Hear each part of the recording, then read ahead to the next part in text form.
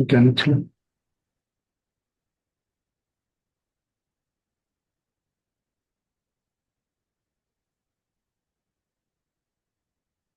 Hello, good evening. Not able to hear? Good evening, sir. Good evening, sir. Yes, sir, we can hear, sir. You're able to hear, okay. So, Vignesh and Nitin, yesterday we had a very good discussion regarding most of the thing about the pediatric anesthesia. Yes. So, we'll continue today also, but before that, still another 5 minutes are there. We have some time. So, yesterday I told you you should ask some doubts if you have developed any doubts. And one thing I just want to clear one of your doubts, because yesterday you were expressing about the MLock cream producing Yes, sir. vasoconstriction. Constriction. So I went through many of the articles, referred. No, it produces immediate blanching. Yes, sir. Okay, sir. We don't use it immediately, isn't it? Yes, sir. We apply and leave it for 45 minutes to 1 hour. So after 45 minutes to 1 hour, there won't be any effect of vasoconstriction or local blanching. So the success rate is, they have compared success rate of, using MLock cream and without using MLock cream. The success rate of, cannulation was very high when they used MLock cream compared to when they had not used MLock cream. So that shows that you don't expect any problem as far as vasoconstriction or anything. Of course, because of prilocaine is a local vasoconstrictor, but Yes. lidocaine is a vasodilator. Well, that.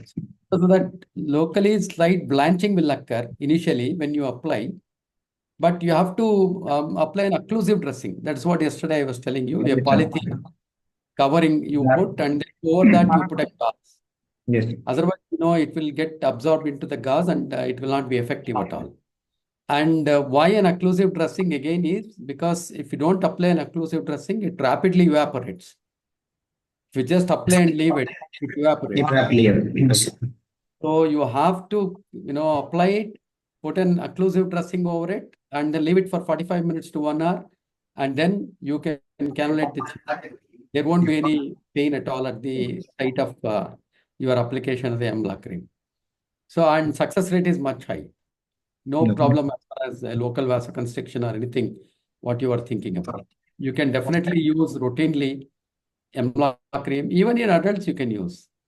There is no problem at all. Even, adults who are very, very anxious and all, they won't even allow you to touch their skin. Yes.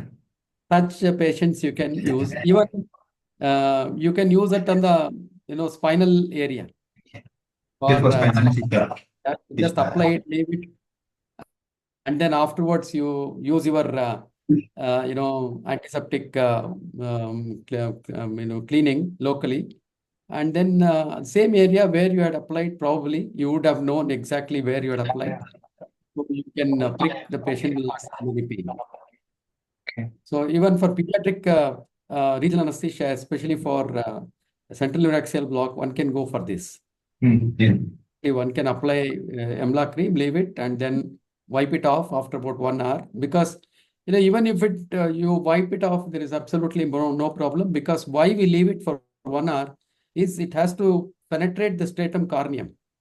So it has to penetrate the stratum corneum, and all the nerve endings are there in the stratum corneum of the epidermis. Yes. So there it will be blocking. So already 1 hour you have left it. 1 hour it would have produced blocking of all the nerve endings. So afterwards, absolutely no problem when you clean it with antiseptic solution like chlorhexidine with spirit, and then you can go for. So the child will not have any pain at all. So it is very effective and definitely you can use it. Whereas the tetracaine local anesthetic ointments are also available not in India, in Western countries. Tetracaine 0.9% produces local vasodilatation. So with tetracaine, absolutely there is no problem at all as far as this thing is concerned, if you think about local vasoconstriction. That is about one of the doubts yesterday you had. So any other doubt yesterday what we discussed till now? No, you should develop doubt. Clear. Pardon? It was a clear session, sir. So we Oh, so absolutely no doubts. okay. Okay, now shall we continue? Yes, sir. Yes, sir. It is just 5 o'clock. We'll continue. So actually, we had just discussed about the physiological and anatomical changes in pediatric patients, which can produce a lot of anesthetic concerns, and what all the anesthetic implications of these physiological changes and anatomical changes we had just discussed. And we also discussed few things about regional anesthesia, especially central neuraxial block. So we'll not continue with that because of the time. So I think you must have read more about the regional anesthesia and pediatrics. Yes, sir. So what else you want to add? You want to add anything else?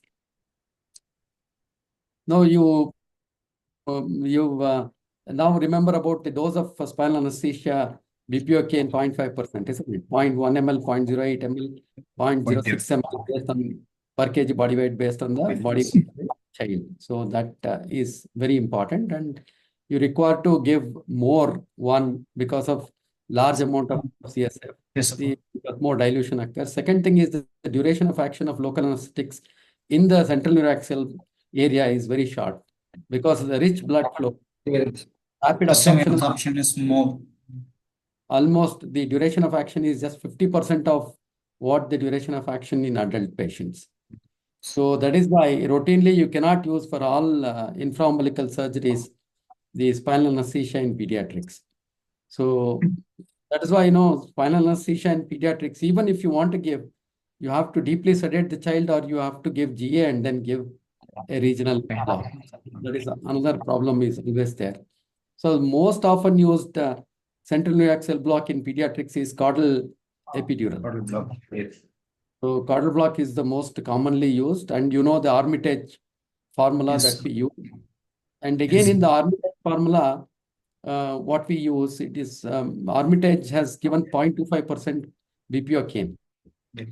So if you are using for analgesia, there is no point in going in for a higher concentration like 0.25%. Because these pediatric age group, the nerves are not, actually, what do you say? The myelination is not complete. Yeah. So nerves are not myelinated because the myelination will be completed by 8 years.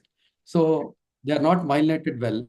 And another thing is they are very, very thin compared to the adult size of the nerve. So the requirement of the local anesthetic is very small. The concentration, what I mean. So actually, if you give 0.25%, it produces even motor blockade. Anesthesia will be there. And when you want to give caudal block for analgesia, you should not produce motor blockade because post-operatively you want early, mobilization of the child so that the child should be moving all its both its lower limbs. So it should not have residual motor paralysis. So if you want to give analgesia, it should be only 0.125%.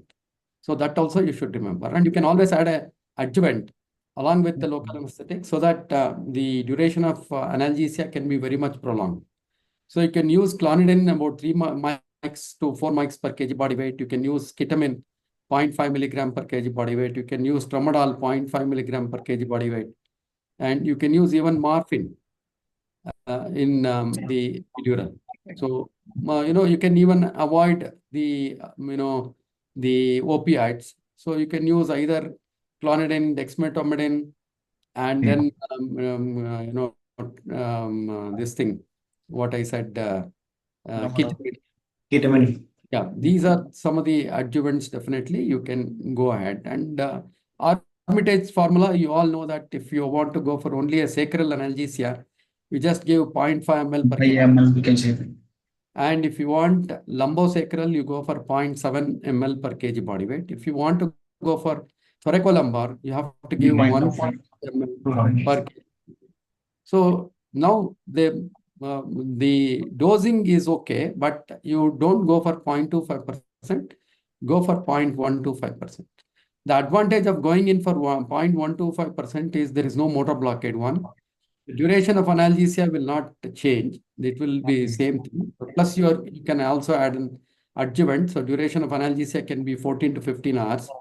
So that is another advantage. The most important advantage when you go for a lower concentration is the total mass of the drug you are giving is much less. Is reduced. Yes. So because of that, toxicity will not occur. So you need not have to mix adrenaline along with local anesthetics in order to reduce toxicity. So once you are going in for 0.125% BPOK. But only thing here, when you're going for caudal analgesia, you should always remember that the adult patients, the dura ends at S2. But in pediatrics, it can end at S3. S3. So I have to be extremely careful. So, the line joining the posterior superior iliac spine is usually the S2. So just below that will be S3. Your needle tip should end much lower than that when you are placing a caudal epidural. So there are many things which we can talk about regional anesthesia in pediatric age group, but since our case is, what we are doing is cleft lip palate, but you get a case of inguinal hernia or, circumcision, such things, wherein you may have to give caudal analgesia also. So then, in the exam, they'll be asking you about everything about caudal analgesia, including you require a specialized needle for caudal analgesia. You cannot use, ideally, you should not use your hypodermic needle 23 gauge or 24 gauge. So what kind of needle is required for caudal analgesia, ideally? A specially designed needle is available. You should always use a stiletted needle. One is stiletted needle because if you're using a hypodermic needle, the hypodermic needle doesn't have a stillet, isn't it? So it's a hollow needle. Once you are using a hollow needle, it carries this, the some part of the skin and epidermis into the caudal space. And that can later grow as an epidural epidermoid tumor in the caudal epidural space. So epidermoid tumors can occur. So that is why hollow needles ideally to be avoided. The second thing is the tip should be slightly blunt tipped, like you have in epidural. You have a Tohi needle, which is a blunt tip. Because when you pierce the sacrococcygeal membrane, you should be able to appreciate that your needle has pierced the sacrococcygeal so that you can get a sudden give way. So that is a blunt tipped one. Third thing is your hypodermic needles have got a long bevel. The problem if you have a long bevel is suppose your half the bevel may be inside a blood vessel or inside the intrathecal space. When you aspirate, you may not get CSF or blood because only half the bevel is there. But when you inject, whole bevel may go in and then you may inject the whole thing and you can produce local anesthetic systemic toxicity or a total spinal.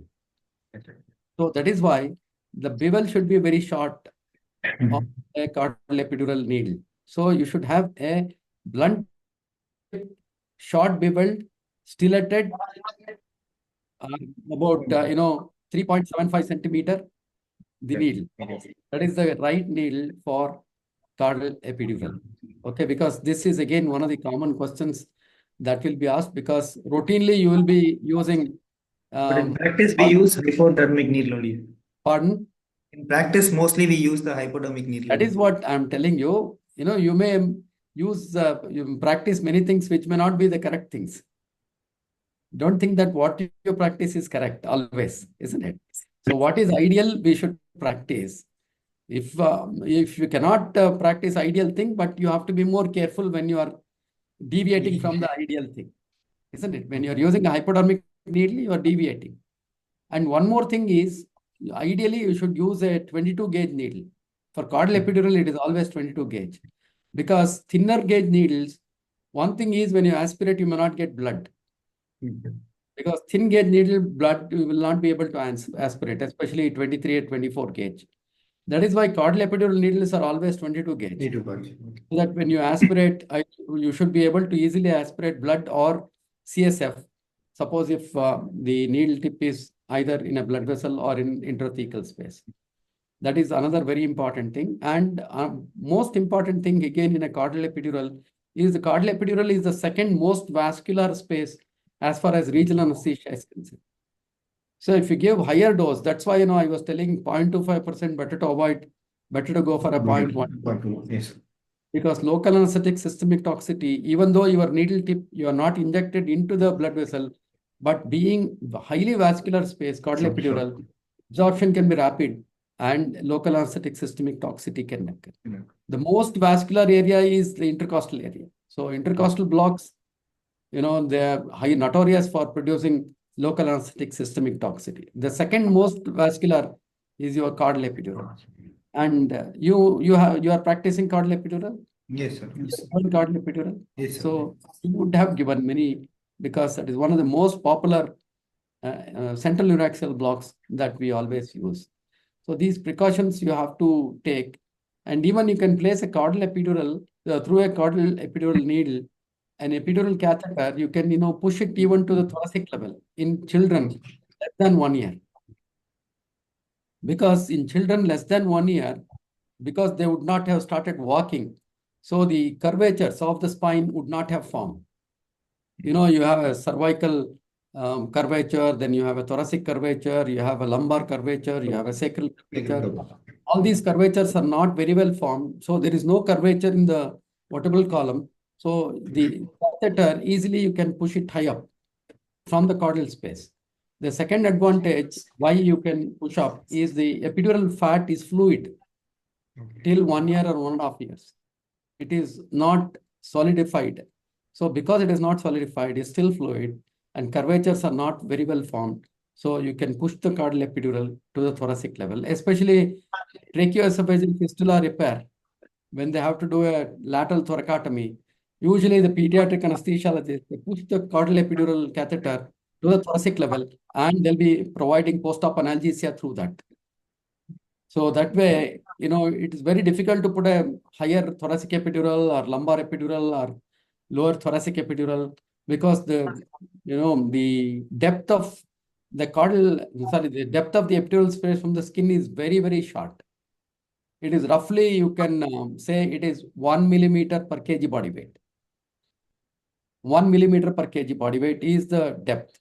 So suppose if the child is about 5 kg, the depth is only about half centimeter epidural space. And another thing is the ligament of phloem is very thin. You may not be able to appreciate. So the epidural you can still practice unless you are very, very experienced. So in lumbar epidural or thoracic epidural for even pediatrics. But ideal would be to go for a caudal epidural and then push it high up, especially up to 1 year. So these are a few things about regional anesthesia. And regional anesthesia, whatever regional anesthesia you are practicing in adults can be practiced in pediatric age group because of the use of ultrasound now. Because you are seeing where your tip of the needle, as long as you take care as far as the dose that you're using, you can even use facial plane blocks like tab block or whatever the block you just think about, quadratus lumborum block, erector spinae block, serratus anterior block, all kinds of blocks you can practice in pediatrics also. There is absolutely no contraindication, provided you use an ultrasound guide. Okay, so that is about the anatomy and physiology of the pediatric anesthesia. Now you had also, now we'll come to the anesthesia for this child. We'll continue. So because, before going in for anesthesia, it's very important to know about the anatomical and physiological changes because invariably you will be asked about these things because their implications in managing the child during the perioperative period becomes very important. So that is why a thorough knowledge about anatomy and physiology of a pediatric patient is very important. Okay, now you had already given pre-medication for this child. Yes. Okay, now how do you go ahead now? How do you prepare your OT for providing anesthesia for the cleft lip? Let us say either lip or palate. Okay. Let us say this child is posted for cleft lip with the soft palate. If the child has, of course, this child doesn't have a posterior palatal not there. Let us say that it has both complete palate and complete lip problem. So they want to repair only the lip, plus, if possible, they want to repair also the soft palate. So now you go ahead and then tell about how do you prepare the OT first, because it's a special patient. It is not a regular adult patient. In regular adult patient, you need not have to prepare your OT separately, like the equipment, the drugs, and even the OT temperature. All those things you don't bother when you are anesthetizing an adult patient. You get the patient inside and you start preparing, isn't it? But in a pediatric patient, you prepare the OT, everything is ready, then only you shift the patient inside. Till then, you don't shift the patient. Okay. Now, tell me, how do you prepare? We start with the OT temperature, sir. OT temperature should be kept according to things. OT table. 25 degrees. Yes, sir. 25 degrees. OT table, we use a bed warmer, sir. Okay, and you require a shorter OT table. Shorter table. So we do, yes, sir. Shorter OT table. You can cut either the head and whatever the separate block is there, you can remove it, or the foot end block, you can remove it and make it short so that there is more room, and also your accessibility to the patient is easy. Yes. Okay, right. Bed warmer, sir. Then machine, everything is checked with JRM circuit. Okay, you want to go for a Jackson-Rees modification Yes, of the ICP circuit. Yes, sir. So what are the advantages of Jackson-Rees circuit? The delivery of the FaO2 from the thing is more. No. What are the advantages? Easy to carry. Compared to, for example, let us say Mapleson A circuit or Mapleson D circuit or a Bain circuit. You don't go for all those circuits. You go for a Mapleson F circuit. That is Jackson-Rees modification of ITPs. What is the advantage? Easy to carry, inexpensive. One is you don't say easy to carry. You say lightweight. Lightweight. Okay. Why lightweight should be there for the pediatric circuit? So it shouldn't pressure the baby, and resistance. No. It should drag. It should not drag the endotracheal tube. Yes. Okay. Because many times you will be using a cuffless endotracheal tube. Yes. And it is loosely sitting inside the trachea. Suppose you have a circuit which is heavy, it can pull out the endotracheal tube, isn't it? So it should not drag the endotracheal tube out of the the trachea. So that is why it should be lightweight. And your Jackson-Rees circuit is lightweight. Okay, what about the dead space in the Jackson-Rees? It's a minimal compared to the normal circuit. Yeah, apparatus dead space is minimal, because what is the apparatus, from where to where is apparatus dead space in a Jackson-Rees circuit? From the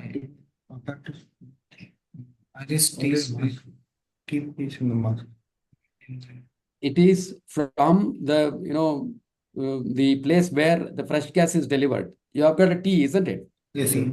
In that T, one end of the T you are connected to the patient, another T is connected to the respiratory limb and the bag. One more T is the fresh gas. Where the fresh gas is released to the patient, the small limb, that is only the dead space. So it has got, you should not use an elbow. When you're using a Jackson-Rees circuit, do not use an elbow connector between the Jackson-Rees circuit and the tracheal tube, because that adds on to the dead space. And also don't use an HME filter. If you use an HME filter, that adds a lot to the dead space. So that is why a Jackson-Rees circuit alone is a minimal dead space. Minimal weight, minimal dead space. One more thing, as far as resistance is concerned, it has got a minimal resistance. So these three things you should remember: minimal weight, minimal dead space, minimal resistance. Because the adult circuits have got a very high circuit of nearly more than 5 centimeters of water per liter per second. So if this amount of resistance is there for a child, if the child is allowed to breathe spontaneously, it will not be able to breathe, because initially it may breathe and afterwards it gets fatigued because of the increased resistance. It starts hypoventilating and all hypercarbia, hypoxia, everything will set in. Because Jackson-Rees circuit has got minimal resistance, there is no problem as far as work of breathing of the child is concerned. Okay. So, and when you are using a Jackson-Rees circuit, so till what body weight you can allow the child to breathe spontaneously, till what body weight you require to assist spontaneously breathing child, and till what this thing you cannot allow the child to breathe spontaneously, body weight. Because Jackson-Rees Up to 6.5 kg. No. Up to 5 kg. Up to 5 kg, you have to control the ventilation. You don't allow the child to breathe spontaneously. So from 6 kgs to 20 kgs, you can allow the child to breathe spontaneously, but you should assist. So about 20 kgs, you can leave the child on spontaneous ventilation. So that thing you should always remember. Less than 5 kg, controlled ventilation. 6 kgs to 20 kgs, spontaneous with assist ventilation. About 20 kgs, you can allow the child to breathe spontaneously. And one more thing is, you have got the corrugated hose, isn't it? Yes. Corrugated hose and the bag. What is the capacity of the corrugated hose in a Jackson-Rees circuit? No. No. What is the capacity? The capacity is 150 ml. So the capacity of the corrugated hose should be above or equal to the tidal volume of the child. So usually we use Jackson-Rees circuit up to 20 kgs body weight. About 20 kg, you can go for Bain circuit or any other circuit. Open circuit, I'm talking about the open circuits, because Jackson-Rees circuit is also called as an open circuit or a Mapleson circuit. So why we use only up to 20 kg is an exam question again. Why not about 20 kg? You cannot, should not use Jackson-Rees circuit. Because it becomes more than the tidal volume. So tidal More than the tidal volume is volume. 7 ml per kg body weight. So the capacity of the corrugated hose is 140 ml, 150 ml. So about 20 kgs, because the tidal volume will be more than 150 ml. So that is the reason why you can use Jackson-Rees circuit up to 20 kgs body weight. Above that, you can go for others. So these are the few things you should always remember about Jackson-Rees circuit when you talk about. Okay. And again, Jackson-Rees circuit will be there kept in the afternoon session also, along with the equipment. So can we use circle system for pediatrics? Is there any contraindication to use circle system? Pediatric, we can system, but death space increases. Absolutely, there is no contraindication for using, circuit or the circle system in pediatrics. Even in premature neonates, you can use. There is no only thing is you have to change the tubings. Smaller tubings you have to take. And even the canister, you may have to take a smaller canister. To reduce the total volume of the circuit, you have to go for separate smaller tubes are available. I think, I don't know whether you're using... Various things, sir. Yeah, smaller tubes you require, that's all. And many times, ideally, you can go for a smaller canister also, that if it is available. So that is what. But there is no contraindication for using circle system in pediatrics. Ideally, you should go for a circle system only, because there are added advantages like humidification is better in a circle system. Then heating of the inspired gases will be better. So that definitely the post-operative pulmonary complications in pediatrics will reduce if you are using a circle system. So ideally, you should go for circle system only. Okay, you keep either a circle system with smaller inspiratory limb and expiratory limbs, and also you can use Jackson-Rees circuit. Anything which is available in your institution, you can go for right then. Monitors. Classical monitors, we have to. Yeah, what monitors you will be using? What Pulse monitors you want? Pulse oximetry, capnograph, Okay. ECG. Again, pulse oximetry, anything For pediatrics, Smaller size. are there any separate probes are available for pediatrics? Yes, sir. Pediatric probes are available. Separate pediatric probes are available. Now, what is the difference in these pediatric probes compared to the adult probes? So it is a band that covers. Like, Yeah, what is that? Band with Velcro, adhesive, yes, sir. Velcro adhesive tape is also there, isn't it? It's usually a disposable one. You don't use a hinge type. In adults, we use hinge type, reusable, Yes. the probes. In pediatrics, you can go for disposable ones, which will be more accurate. And you can even tie it around the radial artery at the wrist joint. And it also has got an adhesive plaster is also there, like Velcro is there, so that it can snugly fit onto the skin, so that it can read more accurately. That is the type of pulse oximeter probes you may have to keep. Okay. And if you have a pulse oximeter, which can also give you pulse variability index, will be ideal, so that you know what is the amount of fluids you can give intraoperative if you have pulse variability index in pulse oximeter. Okay. Okay. And also if you can read hemoglobin in modern pulse oximeters give you continuous monitoring of the hemoglobin, continuous monitoring of the pulse variability index. Then it also gives perfusion index and also gives about methemoglobin, sulfhemoglobin. They are almost many of them are co-oximeters. And another very important thing is they also give what is called as, oxygenation reserve index. So continuously there will be an oxygenation reserve index is also shown in the pulse oximeter, so that you know what is roughly the PaO2. What is this oxygen reserve index or oxygenation reserve index is? It will be showing what is the PaO2 in the blood.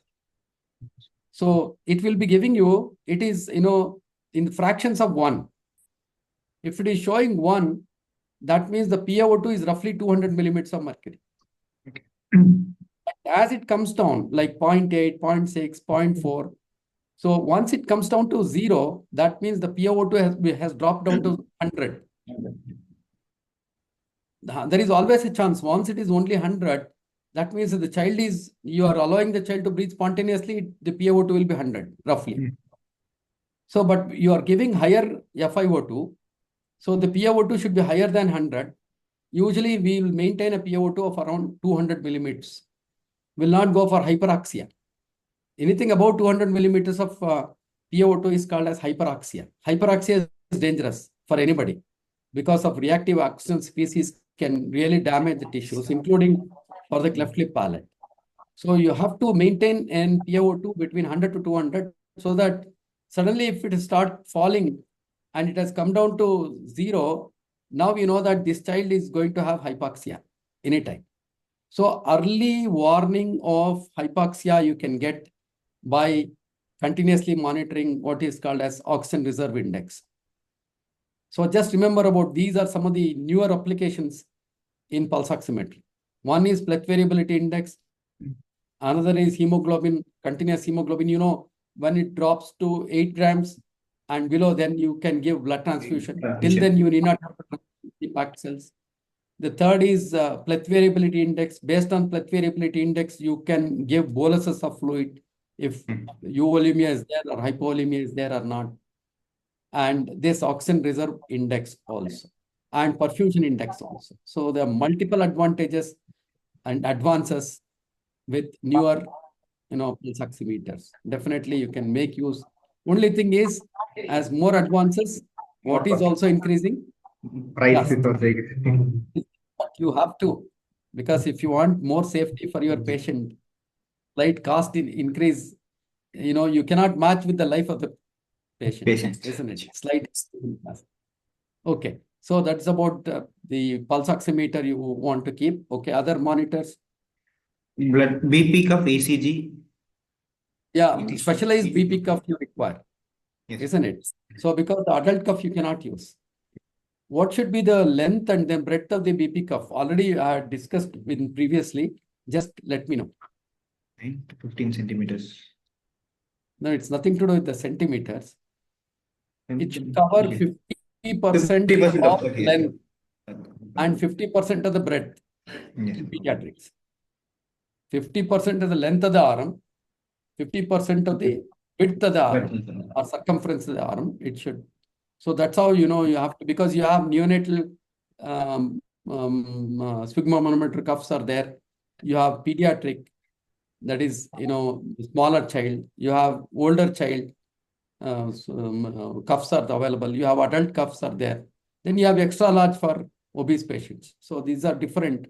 So you have to keep ready, because many times it may be missing in your OT. Somebody would have taken. That is what occurs in our OT. If we ask, sir, that fellow came, another PG came and then has taken, sir, it is not available with us. So it is better you, you know, take from other OT and then keep it ready for your patient. So anyway, so special sphygmomanometer cuff you have to keep ready, right? What else? ECG monitoring, sir. ECG.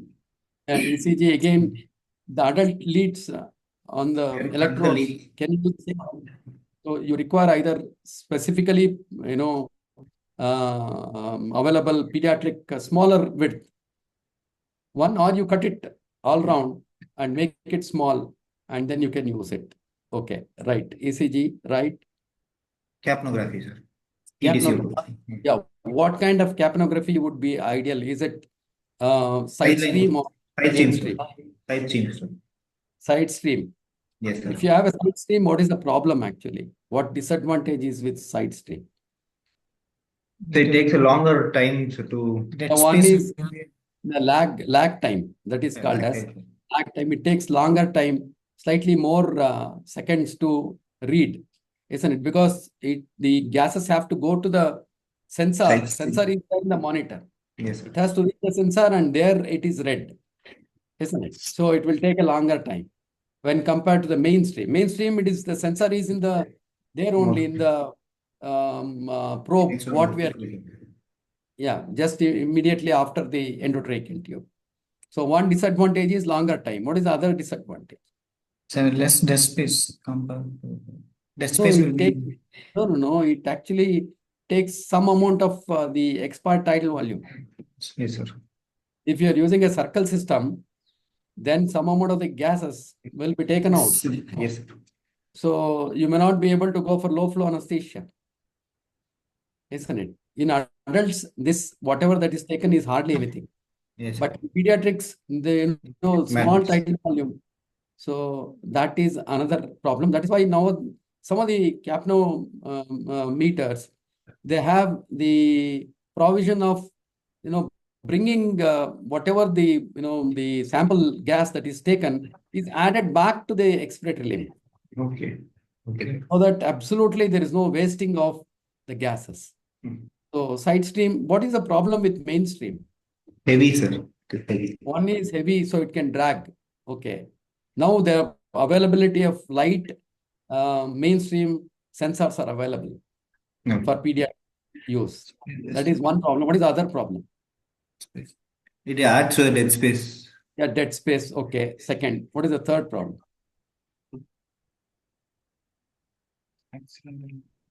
No, because it has to heat up the you know, expired gases. So it will be producing heat, and because it is very close to the patient, so it can produce burns to the child if you are not very, you know, careful about. If it is touching the child's face, it can produce burns. So these are some of the problems with mainstream. But majority of the times, what kind of a probe you are using or sensor you are using? ETC, side stream or mainstream? side stream. Again, in side stream, so you can use microstream, you know, EtCO2 monitors, microstream. So the whatever the gases that are taken for sampling will be a very small volume will be taken.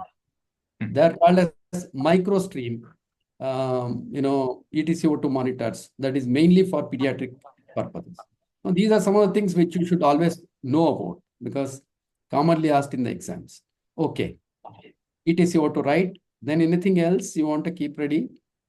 Precordial stethoscope. Very good. Precordial stethoscope. What is the difference between the regular stethoscope and precordial stethoscope? So we're keeping in the precordial area, we're sticking the stethoscope there and earpiece around is also. So normal stethoscope we take. No. What is the difference? The diaphragm of the stethoscope. There is no bell there, only diaphragm, so that you can easily fix it. Okay, one advantage. What is the other difference? The tubing is very long. Okay. So that you need not have to bend like that. You must have seen if you use your own stethoscope, Yes, you have to bend very close and your neck will start paining and you cannot be very close to the surgical site, isn't it?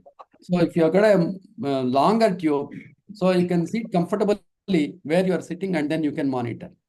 That is the advantage. So the tubing is longer. One more difference. It's a mono-oral precordial stethoscope. So you have to use it for only 1 year. It is a mono-oral. The regular stethoscope, use it for both ears. When you are using, you will not be able to hear anything, what is occurring, the talks, the other people are talking and all, you will not be able to hear. Now, when you are using a mono-oral steth, so it's quite accurate. You will be able to continuously monitor the child also and also hear the other sounds that are, or the speech or, there is any instruction by the surgeon, you'll be able to hear. So that's why they are mono-oral, only a long tubing and without a bell only. So this is the typical of a precordial stethoscope. And what are the things you can monitor by using a precordial stethoscope? Is there any parasternal heave? No. Parasternal heave, it's only a clinical sign with a precordial stethoscope. Heart rate, murmurs. Yeah, one is the rate. Right.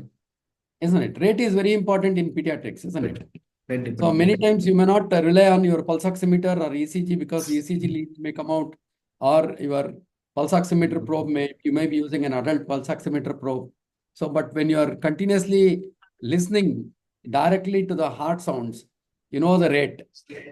Because the heart rate is very important because the cardiac output is rate dependent.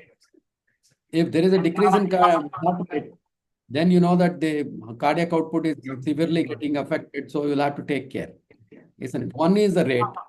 Second thing is dysrhythmias are very common in pediatrics, especially if there is intraoperative, because especially in palate surgeries, because palate surgery is near the pharynx.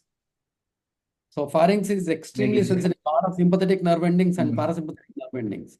So continuous stimulation of this can induce dysrhythmias. So that is why if there is any dysrhythmia, you can immediately know that there is some rhythm change is there. So that is second advantage. What is the third advantage with precordial steth? Ventilation. The third advantage is intensity of the first heart sound. So the first heart sound is because of ventricular contraction or ventricular systole, isn't it? So the amplitude of the first heart sound or intensity of the first heart sound denotes that, the heart is, the myocardial contractility is good. Very good.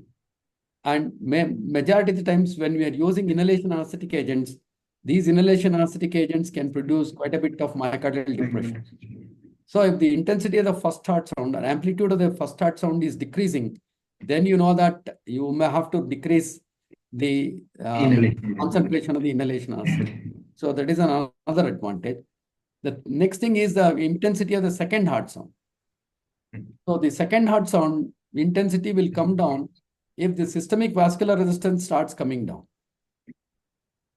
So then you know that the child may have hypovolemia. Hypovolemia is one of the common things and that can occur. So you may have to increase the fluids or you may have to give vasopressors.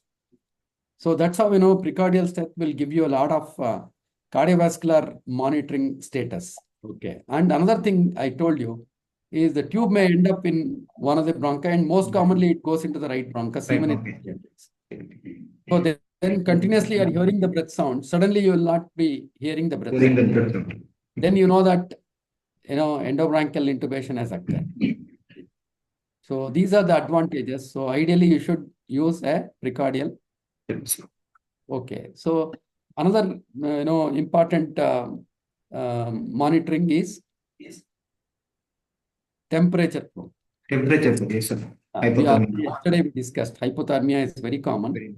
So you should also use a temperature monitor. So if possible, you can also use a neuromuscular monitor. Yes. So these are some of the monitors you have to keep ready. Okay, what else you will be keeping ready? The difficult airway cart, sir. And difficult airway cart. Before that, actually, what kind of endotracheal tubes you would like to keep ready? They would use RAE tubes, sir. Yeah, South Pole. No, first of all, normal regular tubes also. Yes. Regular tubes you can definitely keep ready. And what is the size of the endotracheal tube you want to keep ready? How do you calculate? So age by 2 plus Age by 3 plus plus 3.5. 3.5, sir. Yeah, less than 6 years, 6 age by 3 plus 3.5. More than 6 years, age by 4 plus 4.5. 4.5. That is one of the methods. Second, ideal method, these are all, these formulas are ideal for Western children. Our Indian children are slightly smaller. So better you go with height in centimeters divided by 20. Yes. Height in centimeters divided by 20. By 20. Or even they say that the middle phalanx, so the little finger, the circumference. Yeah, that also. But best thing would be what my practice is, you measure the length divided by 20. Approximately you can use that.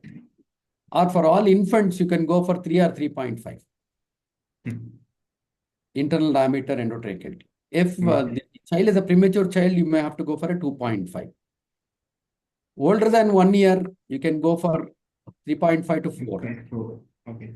And then you can go for all these formulas. These formulas are only for less than 1 year. Sorry, more than 1 year. More than 1 year. Less than 1 year, 3.5 or premature 2.5. Okay. So now types of tubes. One is regular PVC tube you can have. Yes, sir. And if you have a cuffed PVC tube also you can have. Okay. So what is the problem with PVC tube? Rigid. Left lip palate surgery. It is rigid, it will obstruct the surgeon. No, it will not obstruct the surgeon. Because we are putting mouth gags, sometimes the kinking may happen. One is kinking. Kinking is very common. And second thing is, it may come out easily. A proper fixation may not be there, so it may come out. That is why you go for specialized tubes. Like one is RAE. What is full form of RAE? Ring Aldyre Elvin tube. Yeah, ring Adair Elvin. Elvin. Ring Adair and Elvin. So there are two types, South Pole and North Pole. Which one you will be using? South Pole. South Pole you will be using. Yes. Okay, South Pole. So advantage of RAE tube. So these are preformed tubes. So the curvature fits in correctly. So the displacement will be minimal. So where do you fix the endotracheal tube? Lip. Yeah, in the midline. Midline, yes. Why do you want to fix it in the midline in the lower lip? So because while they're using the gags, it won't get compressed. Let us say it is a lip surgery alone. Lip surgery, they'll not be using any mouth gag. Yes. Then lip surgery, why do you want to use why do you want to fix it in the lower lip midline? Oral space. No. Because, already yesterday we discussed lip surgery is always a cosmetic surgery. So when you put it in the side, you are going to pull the upper lip. So the correction will not be proper. When you fix it in the lower lip, pressure on the lower lip will not produce any anatomical distortion of the upper lip. Isn't it? So that is why, these are all common exam questions will be asking you. So, of course, for palate surgery, they are going to use a Dingman dots, mouth gag. So you have to use. Okay. So you have, and sometimes they may ask about Oxford tube, Coles tube. just remember about those things. Oxford tube is a right angle tube and it is red rubber tube. And that is also is one of the tubes that is used. Or, Cole's tube, which is, broader in the proximal portion, distal portion is very narrow. So that, endobronchial intubation is prevented with a Cole's tube. Or also sometimes you can be asked about these other tubes. And RAE tube, the advantage is because, it has got a preformed curvature, which can be fixed at the lower lip. So that, it will not come out easily because that is getting fixed. So there won't be any pulling by the distal portion of the endotracheal tube. So you can definitely prevent, tube dislodgement intraoperatively, better fixation. That's why RAE tube. Now, RAE tube with micro cuff is also available. So one can go for a micro cuff endotracheal tube. Okay. So because of short of time, so I'll just hasten the discussion because we'll have to discuss tonsil also today. But most of the things pediatric anesthesia would have already discussed. For tonsillectomy, there is not much of discussion regarding all these things, which already we have discussed. Okay. So, okay, now, how do you proceed? Now you've kept all these tubes, so you will be keeping 3 and 3.5 RA for this side. Okay, IV fluid, any particular thing you will be keeping ready? Isotonic solutions with isotonic fluid with 1 to 2% glucose content solution. Yeah, that is ideal for infants, right? The How do you proper prepare butyl this? How do you prepare this 1% to 2.5% glucose? No, it is not available. You have to prepare. 25 D in 500 ml NS. Take 1 ml of 25 D in 500 ml NS. Yeah, 25 NS you don't take. Ideally is, Plasma. ringer lactate or plasma light would be ideal. So don't use NS. NS is only for upper gastrointestinal obstruction like congenital pyloric stenosis or TURP surgery. Only these two surgeries you use normal saline. Otherwise, you go for regular either ringer lactate or plasma light. Okay, so you should know how to prepare 1 to 2.5% dextrose for these children. Okay, so I'll discuss the pediatric fluid management with tonsil people. Otherwise, I'll not be everything I have discussed with you people, then I'll not be able to discuss anything with them. Okay, so continue. So you have kept and micro, infusion set you have to keep. And you may have to keep a burette also, so that measured amount you can flow into that burette and then you can give it to that next hour. Okay, fine. Okay. Now check the inside. Yes, sir. Blades, Yeah. everything checked, sir. Different scopes, everything. Pardon? Scopes and all checked with all the different everything, things. those things, and even plasters you have to separately prepare. Yes, sir.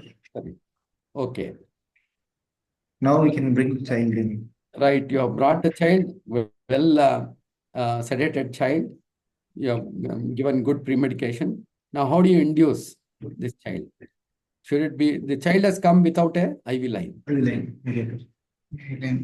Better to go for inhalation induction, sir. Okay, how do you induce? What inhalation anesthetic agent you will be using? Sevoflurane. Sevoflurane, sir. Most common. Sevoflurane. So would you go for 8% sevoflurane direct, or you want to go from Incremental. Yes, and would you go for gravity technique or guerrilla method? Gravity technique. What is guerrilla method? Guerrilla method, gravity induction. Pardon? No, you answered boldly. There is no problem at all. Even if your answer is wrong, this is not exam or anything. Answer boldly, whatever We you know the name alone, sir. Steel induction and gravity induction, both are No, same. steel induction is only for thyroid surgeries. Thyroid, sir. Here you call it as gravity induction. Gravity induction. Where by gravity you allow the gases from a distance to flow towards the baby's airway. You will not show a mask. You will give the child some, doll or anything, divert the attention of the child, and then use your cupped hands around the opening of the Jackson-Rees or the closed circuit. Allow the gases to float towards the baby by gravity, and you gradually bring very close this, and then once the child is sedated and then almost unconscious, you can hold the mask. So that is what is gravity method. Guerrilla method is, you hold 4 limbs, child is struggling, you are forcing your mask. So that is why I asked which method you want to use, guerrilla method or gravity method. Gravity method. Yeah, gravity method. Accepted. Never use guerrilla method. Right. Okay. So once you start inducing, so what problems you can expect in a child with left lip palate with lot of secretions? So airway obstruction. There is chances of airway obstruction and laryngospasm, bronchospasm, breath holding, all are very common because so much of secretions will be there. So invariably you have to give, it's a oral surgery, you have to give glycopyrrolate at least immediately after securing an IV line, you have to give anticholinergic. So that is very important. Okay. So as the child is losing consciousness, so one of you can get the IV line. IV line. Isn't it? So what cannula you will be using? What size cannula? Is it 24 gauge or 22 gauge? 24. 24 gauge. Suppose Yes, it's palate surgery. 22 gauge is preferable. Yeah, ideally 22 gauge for palate and 24 gauge for lip surgery. Lip surgery, you don't expect any blood loss. So you can go for a 24 gauge. So for palate surgery, always 22 gauge because the blood will not flow through 24 gauge. Blood can only flow through 22 gauge. Suppose if you want to give packed cells intraoperatively, you require a 22 gauge. Okay, everything you have to take care. Okay, so when the child has lost consciousness, you can get an IV line. Now you want to use any muscle relaxant? Yes, sir. Succinyl choline. Yeah, you can definitely use succinyl choline. You can even try depolarizing muscle relaxant. If at all, if you want to go for non-depolarizing muscle relaxant, which muscle relaxant you want? Atracurium, sir. Atracurium. Or cisatracurium, definitely. What is the advantage? Hoffman's elimination, so it gets eliminated. So you always should say it is non-organ dependent elimination. It does not depend on liver or kidney because during our physiological changes, we also discussed that the kidney and liver functioning would not be adequate. So it is always better to go for atracurium or cisatracurium, which do not depend on kidney or liver for their elimination. Okay, right. Then you would like to go for a RAE tube. You have placed an RAE, you have done the laryngoscopy and using a straight bladed laryngoscope, you have intubated the child, you have auscultated on either side. Okay, it is proper. You have fixed the tube. And fixation is very important here because intraoperatively the tube may come out. Or while they are putting a gag and then taking out the gap for palate surgery, so the tube may come out, isn't it? So you have to fix it really properly. Okay, you have fixed it. What else you would like to do before handing over the child to the surgeon? So cover the peripheries of the child to prevent heat loss, cover the head of the child for the prevention of heat loss. Okay, that is routinely you'll be doing, especially for appendix surgeries. What else? What other precautions? We have to auscultate once after before. So that already I said.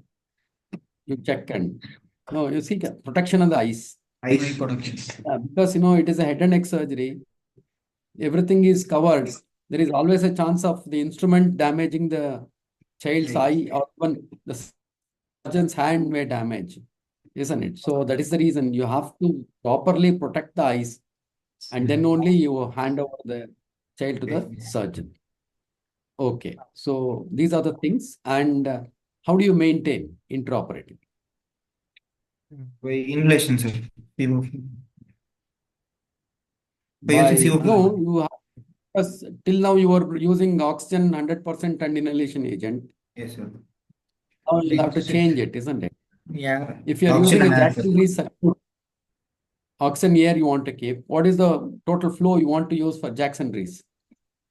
1 liter 2 to 3 times of the minute minute volume. Minute. So ventilation. that is another very important thing. For Jackson-Rees, even for controlled ventilation, you go for 2 to 3 times the minute ventilation.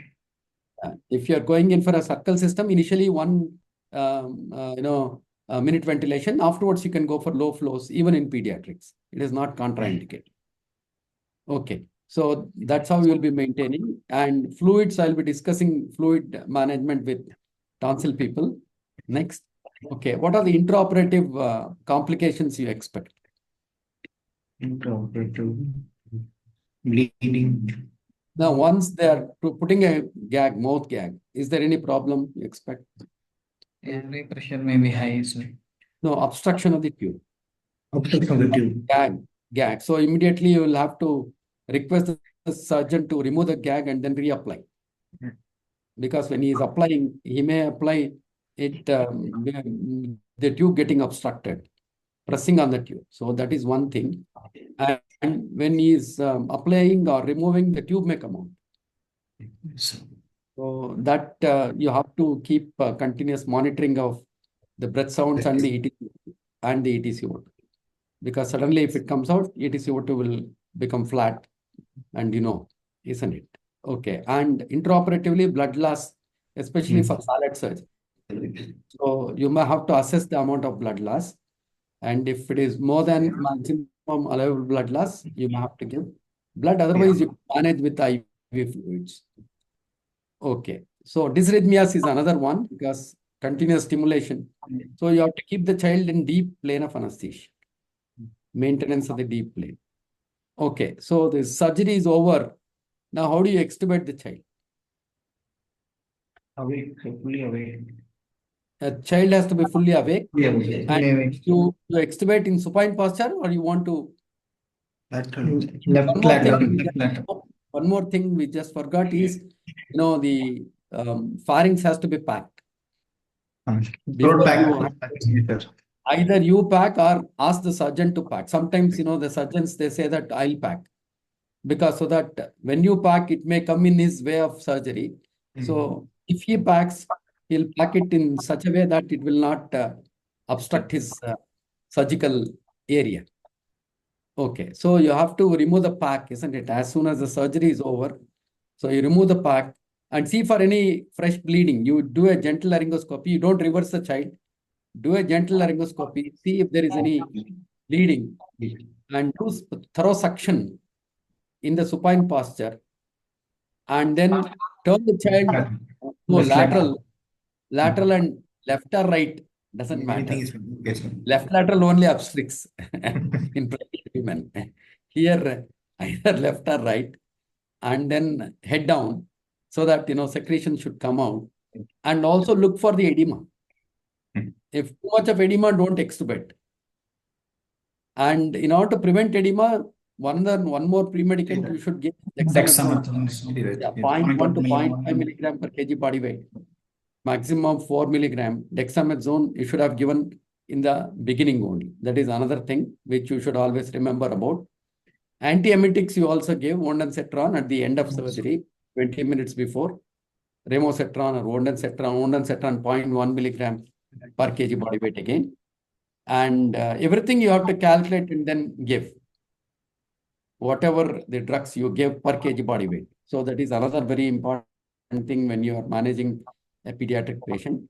And if it is a child with lip surgery, you always restrain the elbow to be restrained, so that the child should not be able to flex the elbow.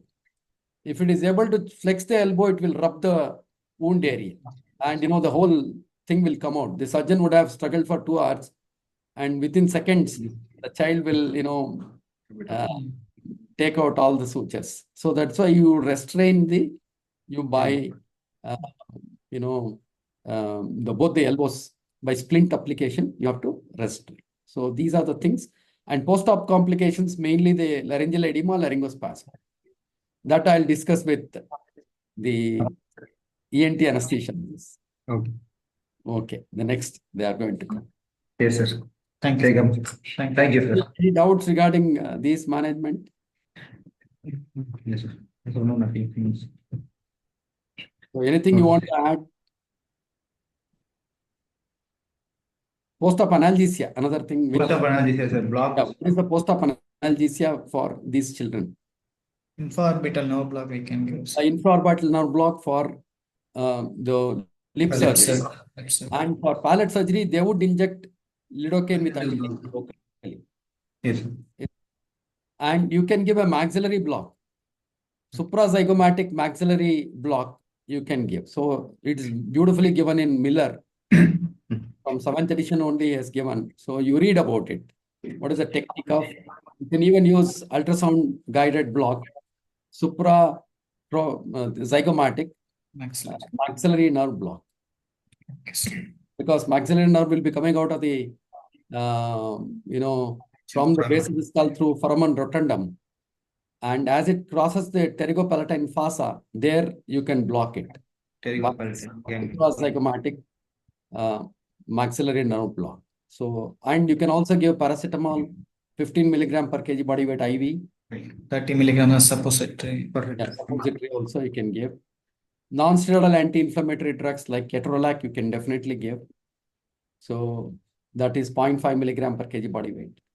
So these are some of the post-op analgesia you have to take care. Okay. Right. Thank you. Thank you. Thank you so much, sir. Nice to have a good discussion with you, both of you. Thank you, sir. Thank you, sir. Thank you. Somebody is very fast. Who is Alan? This is male. So fast. He doesn't want to waste even a single minute. So next case, we will go for, case of tonsillectomy. So this thing has changed, is it, presenters? What I got was some Preeti and two different presenters were there. Now, Charan and Gautam are presenting, is it? There is, sir. Actually, Charan and Gautam are presenting, sir. Okay. Charan and Gautam. Right. Very nice. So let us start. Charan and Gautam, you present. Then we will have a discussion. So you were there for the pediatric case. Yes, sir. Yes, sir. Most of the things what they would ask for tonsillectomy, because it's also child.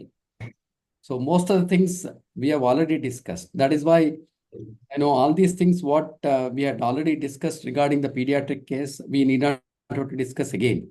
Okay, sir. That's how, 1 hour definitely we'll be able to discuss about the problems of anesthesia for tonsillectomy. You can just present the case. Case history, sir. Baby Dakshani, 6 years old female child, resident from Caudal, informed by the mother and reliable.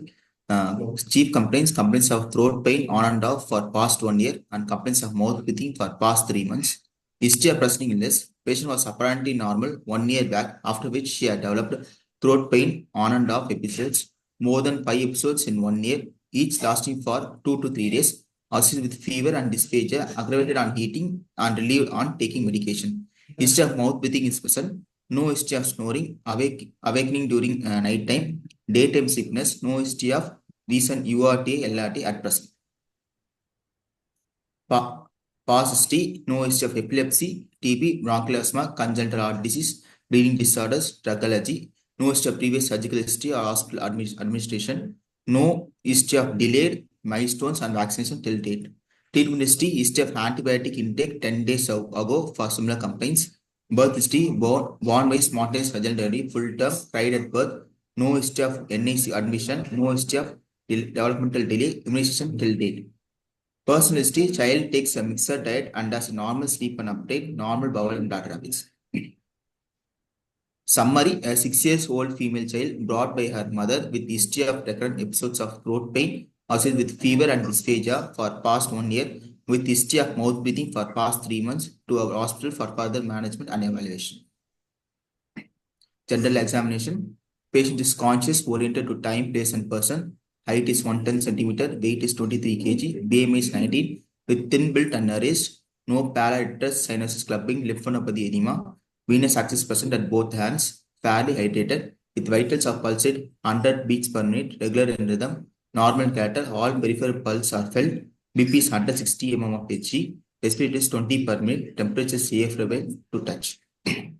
Airway examination, normal facial symmetries, normal faces, nasal panties bilaterally present, no facial deformities, normal range of neck movements, mouth opening more than 3 finger breadth, malamity scoring grade 2, mental distance more than 4 cm, upper lip height grade 0, bilateral anterior pillars are congested, bilateral grade 3 tonsil enlargement, no loose tooth, spine examination, no visible deformities.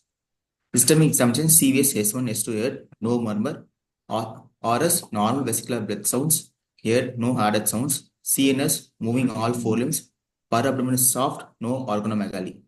Final summary, a 6 years old female child with history of recurrent episodes of throat pain, associated with fever and dysphagia for past 1 year, with history of mouth breathing for past 3 months, with no adenoid faces, grade 3 tonsil enlargement on an examination, brought by her mother to our hospital for further evaluation management. Diagnosis, a 6 years old female child with features of suggestive of chronic tonsillitis with no active infection or OSA symptoms have come for tonsillectomy. Okay, Charan and Gautam, you have taken a Yes, sir. very good history and done a proper examination. Few things, actually, when you get a tonsil case, what are the most important things you will be inquiring as far as the history is concerned? So regarding history, we will ask for OSA, sir. Whether Very patient good. One is obstructive sleep apnea problem or any obstruction for the airway. That is one very important thing. Why this OSA symptoms you will have to ask? How do you ask for OSA symptom? It is not like stop bang in adults. It is entirely different, isn't it? So how do you assess whether OSA is there or not? firstly, we will ask the informant, sir. We will ask mother whether snoring is there. Okay, one is snoring, right. Then daytime sleepiness. Daytime sleepiness, especially the children are very active in the daytime, isn't it? So they'll never be, feeling sleepy, tired in the daytime. Yes. So that is one other very important thing you can know about. Okay, what is the implication of the child having an OSA? So difficult. We will be considering In the this as a examination, difficult. what else you will be looking for? As Then far as adenoid faces. adenoid faces. Okay, what is this adenoid faces? Sir, length of the face increased, and mid face will be shorter. Then patient will be in a position of mouth opening. Mouth breathing. What about the eyes? Enlarged eyes. Bulging eyes, Bulging eyes. isn't it? It is looking like the frog's face. Yes. Tickle. So that is what also can be there with a child having adenoid faces or OSA. Okay. So why should you know about whether OSA is there or not? Ideally, to rule out OSA, what you should have done, what you can ask for investigation. Polycythemia. A polysomnography. Tonsillectomy. Not polycythemia. Polysomnography is one of the things which you will ask. And other important thing during examination of these children with OSA is you have to rule out pulmonary hypertension. Because like right ventricular strain will be there. yeah, these children can develop repeated hypoxic events in the night, and that can produce hypoxic pulmonary vasoconstriction, pulmonary hypertension, right ventricular hypertrophy, and P2 will be palpable, right heart, right parasternal heave can be there on the left side. So all these things you may have to require, and echo also you may have to ask for, just to rule out how much of pulmonary arterial pressures are there. So that is why. And one more very important thing when the child has an OSA is you have to expect a very difficult airway. Yes. So that's why ruling out OSA in the history is very important in any child with, tonsillitis posted for tonsillectomy. Okay, that is one important thing. What else you would be asking in the history? Fever. Infection. URT. Infection. URT. Because they are highly prone for, what are the indications for tonsillectomy actually? Repeated infections. One is recurrent infections. Dysphagia, sir. Recurrent infections, OSA. Second thing is OSA. Dysphagia is not the problem. Whenever there is an infection, the child will have difficulty to swallow. But Okay, sir. OSA, recurrent infection, OSA. And third thing is, if there is a kissing tonsils, Okay, sir. large tonsils almost touching each other, and that is also an indication. Then peritonsillar abscess, if there is a formation of Repeated. Repeated. that is another indication for tonsillectomy. So these are the indications for tonsillectomy. And recurrent infections can also upper respiratory infections. Okay, sir. And this child had 10 days back, it was given antibiotics. That means the child had an upper respiratory infection about 10 days back. So why you should know about it? Yesterday already we have discussed. So minimum you have to wait for 2 weeks, sir. 2 2 weeks. weeks. So that is another very important thing in the history. Then in the examination, so weight you have written as 23 kgs. Is it normal for this child or it is less? This, It is a 6-year-old child. How do you calculate the body weight? Expected body weight for a 6-year-old. height in centimeter minus 100.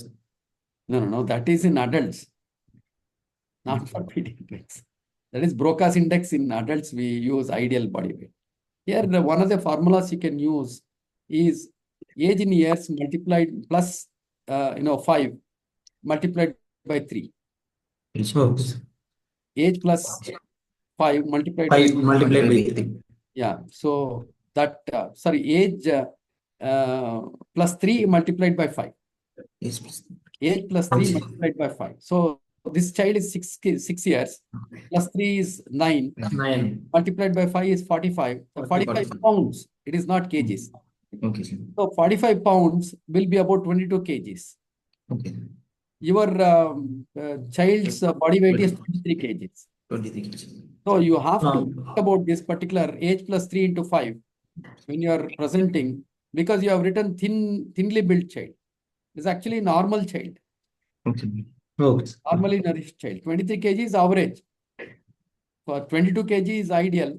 So it is 1 kg higher. So that is okay. Another thing is you have not measured the height. I don't think in the presentation you told me the height. Have you Height measured? was there. Yes, sir. Yes, sir. 113. Huh? 113 centimeter. 130. You have measured. I think I just did not see that. Why height is important now? 113 centimeters. For the ET tube, Yeah, selection very of the ET tube. So roughly, you can say 110 divided by 20, isn't it? Now in the previous, We discussed about it. so that will be 5.5.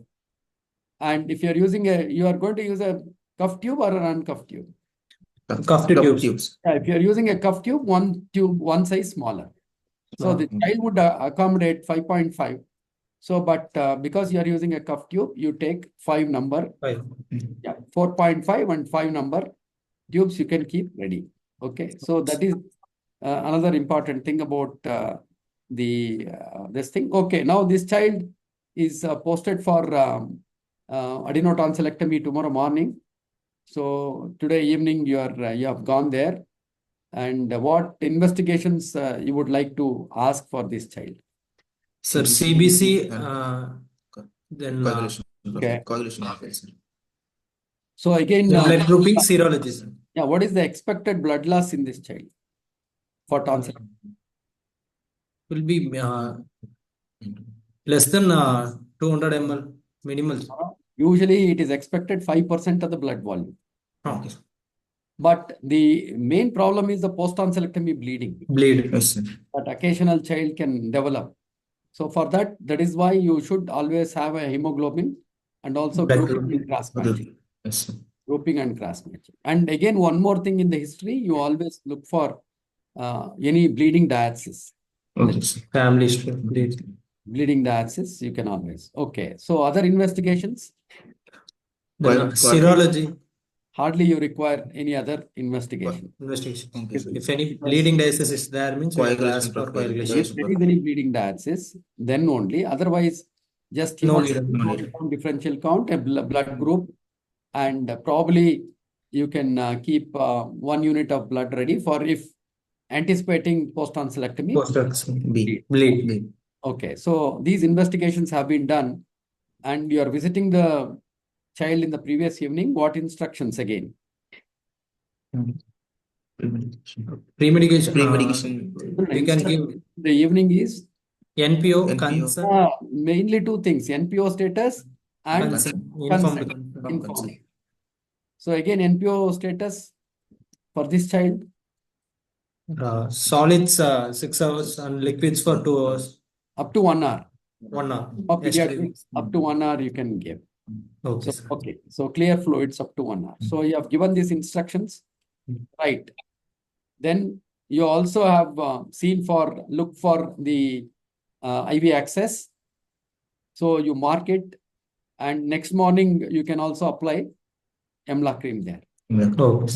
Okay, 6-year-old child, you can also get a good rapport with the child. You can play with the child if you have time, so that the child should be able to be very friendly with you when you are taking the child inside. Okay, now what pre-medication you would like to give for this child? Phenergan. Yeah, routinely you are using Phenergan. Okay, what is the dose of Phenergan you would be using? Syrup means 5 ml, 5 mg. No, usually in milligrams you will go with, isn't it? So 0.5 to 1 milligram per kg body weight. Okay, sir. That is what you will always be going for. So when do you give? Night before surgery. Why do you want to give in the night? Morning. 6-year-old also will sleep very well. Next morning only is ideal. Don't give anything in the night. And also, better to avoid any kind of pre-medication if the child has got OSA. Okay. That is Sedation another. should be. Okay. So now you have given Phenergan, and or you can also give. Yesterday we had discussed midazolam. You can give oral hydrate. You can give ketamine, oral ketamine. You can give nasal dexmedetomidine or Nasal ketamine. You can give. And you can also nebulize the child with ketamine with dexmedetomidine. So all these things already we had discussed yesterday, so I don't want to discuss again. So these are the things which you can give. Okay, the child is very well pre-medicated. Now, how do you anesthetize this child? So we will secure 22 gauge Venflon. No, will the child allow you to get an IV line? Even though up to 10 years, very difficult. More than 10 years, they'll allow. Less than 10 years, they'll not allow. So what you should go for? IM ketamine. IM ketamine you can definitely give. First we'll give IM ketamine, then we'll make the baby away from the separation anxiety. No, IM ketamine and mixed with midazolam and glycopyrrolate. All three you have to mix, and then you can give intramuscular. So, but that also many times, people say that do not show a needle to a child.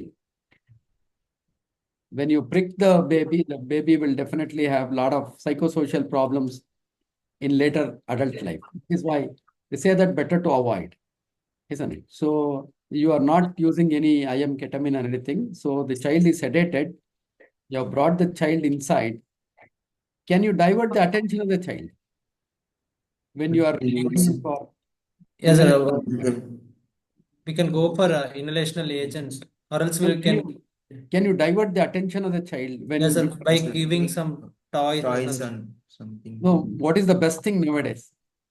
Lollipops. Fentanyl lollipops. No, use your mobile, put a cartoon in the mobile, ask the child to see its favorite cartoon you can always use, isn't it? Many of these children are addicted to, these cartoons nowadays. Majority. So you can just ask the child to keep watching that, and you can go for a gravity induction using sevoflurane. Isn't it? So you can definitely use a diverting methods, attention diverting methods, and you can Or you can ask the child if the child can have I told you yesterday, scented masks. Scented masks. And you can ask the child to hold the mask. And ask the child to take deep breaths. Many of these children are cooperative.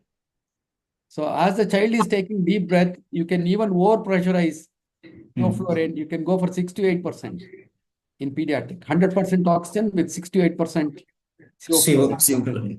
Yeah, so the child will very rapidly, it will become unconscious. Then you can hold the mask and somebody can start a IV line. Okay, so you want to start a 22 gauge IV line, right? So the IV line also has been started. So what monitoring you would be using? Just now we discussed about the monitoring. The same monitoring you can just tell. Pulse oximetry, ECG, and BP monitoring, then temperature monitoring. Yes. ETCO2. Yeah. Why ECG monitoring is important in these children? Then dysarrhythmia, this stage. So yeah, because it is a pharyngeal surgery, highly sensitive area, and a lot of dysrhythmias can occur. So that is why an ECG monitoring is very important. So you have to have an ECG monitoring. Okay, so the monitors you have connected, right? You have got an IV line now, and what sort of an child is induced. Now you want to use some pre-medicant drugs now before you induce you can give the relaxant. If glyco is not given, means we can give glycos. You would not have given any glycoparlate. Now you have what is the dose of glycoparlate you will be giving? 0.01 mg per kg, sir. Yeah, 0.01 milligram per kg body weight of glycoparlate. Why glyco? Why not atropine? Sir, more cardiac action will be there in atropine, sir. No, what is actually, why are you giving a glycoparlate or atropine? Secretion, anti-sialoga. Secretions. Glycoparlate is a better anti-sialoga. If you expect bradycardia, then you give atropine. Yes. You're not expecting much of bradycardia, but more of anti-sialoga effect, so that surgeon can easily do the surgery. So that is why you go for glycoparlate. Okay, you have given 0.01 milligram per kg body weight glycoparlate. What else? Then Induction agent propofol can be given, sir. You don't want to give any opioid? Sir. Fentanyl. Yeah, fentanyl. What is the dose? 1 to 2 mg per kg. No, don't say 1 to 2. What you want to give? 6 to 12. No, you can always say 1 microgram per kg body weight. Okay. 23 gauges, 25 mics of fentanyl you would like to give. Okay, you have injected fentanyl. Then what? Then inducing with the propofol. Yeah, you want to again induce with the propofol. You have already taken the child deep with inhalation anesthetic agent. Why propofol you want to use? Then we'll go for relaxant. You can use definitely propofol, but you can reduce the dose of propofol. Because why you give propofol is you have to suppress the airway reflexes. And propofol is a very good suppressant of the airway reflexes. Isn't it? While you are doing laryngoscopy, because one thing with sevoflurane is a fast induction will be there, but rapidly recovery will be fast. Isn't it? So that is the reason you also give, maybe you will not give 3 milligram per kg body weight is the required dose of propofol in a small child of 6 years, because smaller child requirement increases. So older people, you can give like 20-year-old adult, you can give 2.5, but here requirement is 3 milligram, but you can just give 1 milligram per kg. You can just give 25 or 30 milligram propofol. Now the child will be quite deep. Now you want to give relaxant, or you don't want to give relaxant? Have to give relaxant, sir. It is a difficult airway. Now 2 schools of thought are there. In many of the books, if you go through, and especially the Western books like in Miller and all, they don't use any relaxants for these children. They take the child very deep, they spray the vocal cords, they just intubate and allow the child to breathe spontaneously, especially in a child with OSA. And it's a duration of surgery is very short. That is why they'll allow the children to breathe spontaneously. More than 20 kg child, you can allow them to breathe spontaneously. That is also one of the methods. But what is the method that is used in your hospital? You should always tell. Mm. In your hospital, you are going to give relaxant, isn't it? Yes, sir. You are given anesthesia for tonsillectomy. Yes, sir. Given. You are given ENT. You have done. So you are you giving routinely the muscle relaxant? Yes, sir. We are giving muscle relaxant. Okay, you are giving succinylcholine. Okay, you are given 1 to 1.5 milligram of succinylcholine. Let us say 1.5 milligram. So about 40 milligram of succinylcholine you have given rapidly. Okay, then what kind of endotracheal tube you will be using? Cuffed and RE RE. tube. You are routinely using RE tube in tonsillectomies? Half of the cases we will depend upon the consultant. Okay, okay. You are also using RE. What are the other tubes you can use? RE tube one.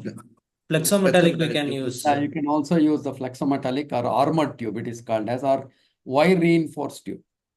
Yes. Why reinforced tube or armored tubes? What is the advantage? During the mouth gag, while they're putting the mouth gag, it won't be compressed. Kinking be avoided. But once it kinks because of the pressure, so it remains kinked. That is one of the drawbacks. Suppose, wrongly applied mouth gag. What is the mouth gag that is used? Boiled Davis. A boiled Davis mouth gag. It will have a slot, isn't it, for endotracheal. But sometimes if it is wrongly placed and there is compression, these, the rings will collapse. And you cannot use the same tube again. You'll have to take it out, and then that is one of the drawbacks with armored tube or flexometallic tube. So definitely you can use it, and RE tube is the best, isn't it? Okay, so already size we have decided 4.5 endotracheal tube. So okay, where do you fix it again? If RE tube means we'll fix it in the lip level. Sir. No, whatever it may be, you are going to fix it in the midline, the lower lip, isn't it? And another very important thing is a proper fixation of the endotracheal tube. So what is the drawback of RE tube? Because it has got a preformed curvature. What is the drawback because of this preformed curvature? There is an advantage because better fixation is there because of the preformed curvature. What is the disadvantage of preformed curvature with an RE tube? Accidental extubation. Extubation will not occur with an RE tube. RE tube. Because it is better fixed. Because the length of short, the RE, it is a fixed one. From the curvature to the tip, it is a fixed thing. But the distance from the middle of the lower lip to the trachea may be short in a particular child. Then when you fix it at the curvature, it will be endobronchial. Okay, sir. Because the distance from the lip to the middle of the trachea is not fixed in all children. It can be different depending on the growth of the child, isn't it? And now, but the distance from the curvature to the tip is a fixed one. So that is why if this is long for that child, so it will go into the endobronchial. So that is one of the drawbacks with RE tubes. So that again, you auscultate and see that if it is endobronchial, then you pull it out, and then you have to slightly superficially you have to fix it. So that is one of the drawbacks with RE tubes. Okay. Then,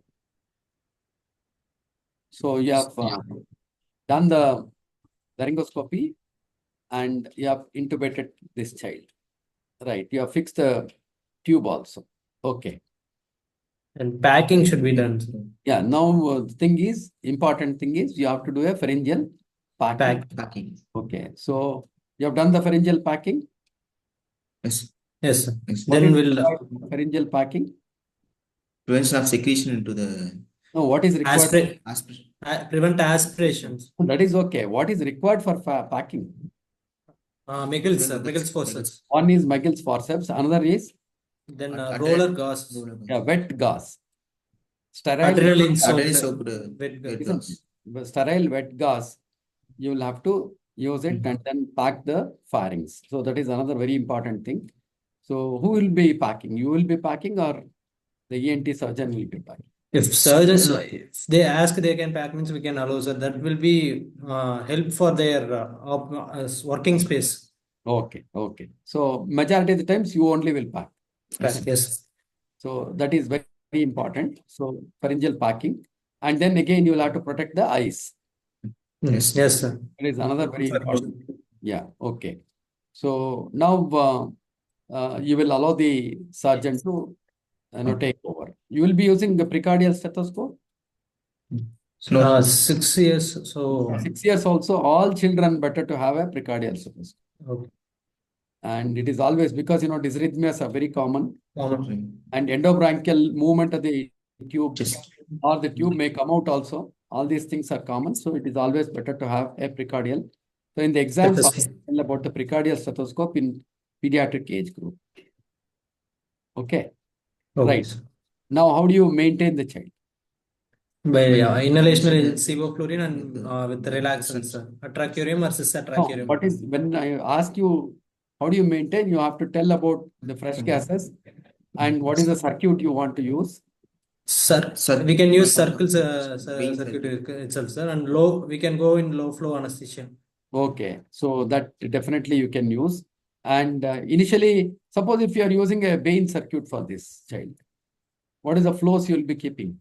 High flows will maintain high flows. initially I What is the flow required for Bain circuit I am asking. Because what are the advantages of using a Bain circuit in this child? It's universal circuits are best for spontaneous. Is it lightweight? It's not a lightweight. Not lightweight. It is definitely lightweight. Bain circuit is very light, just like pediatric circuit. Yes. It's a lightweight one. And second thing is the dead space is minimal. Yes. In all Mapleson D variations, dead space is minimal from where the fresh gases are coming out, and till the endotracheal tube is a dead space. It's a very, very small dead space. So don't use an elbow connector. Elbow connectors and then HME filters will increase the dead space. Dead space. So you don't use. So directly you can connect to the endotracheal tube, the Bain circuit. So minimal dead space, minimal weight, so that it will not drag on the endotracheal tube. What is the other advantage? Third advantage. Can use for spontaneous and controlled ventilations. No, that is there. That is why you call it as a universal circuit. For pediatric adults, everybody you can use it. What other important thing which is not there with other Mapleson circuits? With Bain circuit, it is there. API. Humidification. Because with Bain circuit, there is definitely mixing of expired gases. And that produces humidification. Plus, the outer tube has the expired gases. Okay. Warm expired gases are going through the outer tube. So it is going to heat up the inhaled gases, sir. fresh gases which are coming through the inner tubing. So that's why nearly 35 to 40% humidification of inspired gases occur with Bain circuit. So these are some of the advantages with Bain circuit. Suppose if you are using Bain circuit for controlled ventilation, what is the fresh gas flow you will be? How much? Around 4 to 6 liters. No. You don't say in liters. You say with minute ventilation. Two times of the minute ventilation. For spontaneous ventilation with Bain circuit, it is equal to 1 minute ventilation or 100 ml per kg body weight. Sorry, with controlled ventilation. Controlled ventilation, Bain circuit, 1 minute volume or 100 ml per kg body weight. For spontaneous ventilation, because it is ideal for controlled ventilation, not ideal for spontaneous ventilation, you go for 200 ml per kg body weight or 2 minute ventilations. That is the fresh gases you are keeping. So if you are using circle system, 1 minute ventilation initially for 10 minutes, and then you can go for low flow anesthesia. Okay. So you want to keep sevoflurane or you want to go for total intravenous anesthesia? We'll go for sevoflurane. Sevoflurane. Nitrous also you want to keep?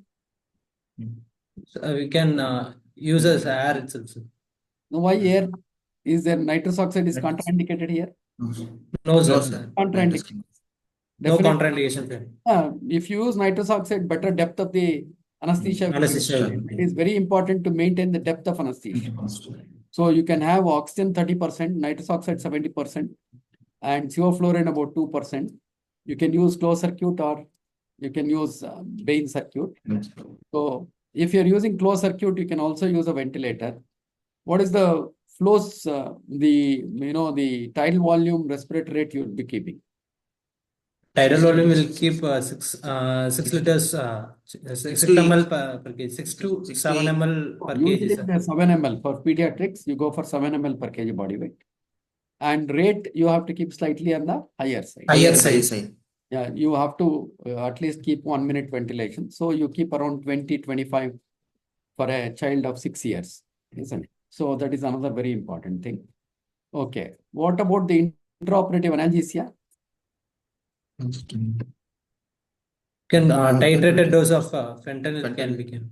Okay, you can give, if required, already you would have given 1 mic per kg body weight. So it would be acting for nearly 60 minutes to 90 minutes. And that is there. And you can also add paracetamol. PCM. You can give.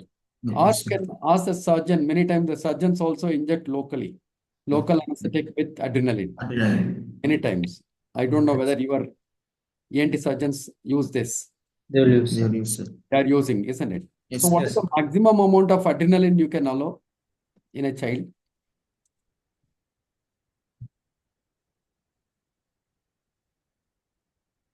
It is 10 mics per kg body weight.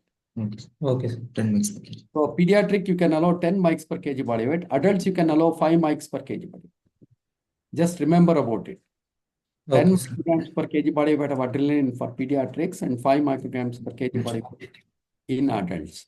Okay, so Okay, you sir. have to ask the surgeon how much he is using. You have to calculate, and based on that, you have to tell him how much to use. That is Okay. important. Otherwise, dysrhythmias can start. And the tonsils are supplied by which artery is there?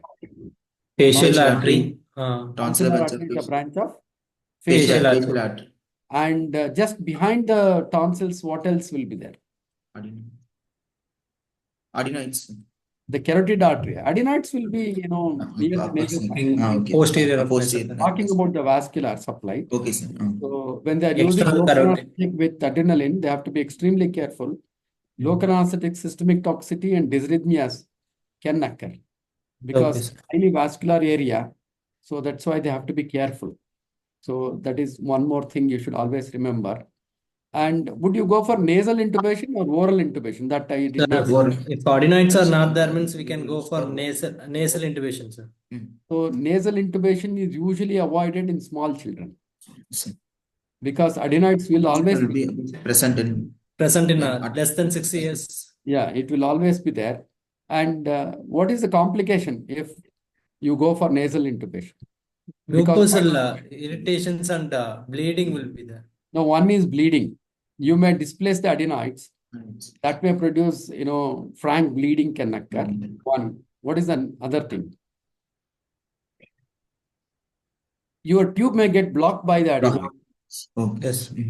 Because you're taking adenoids with the tube. So the tube may get blocked.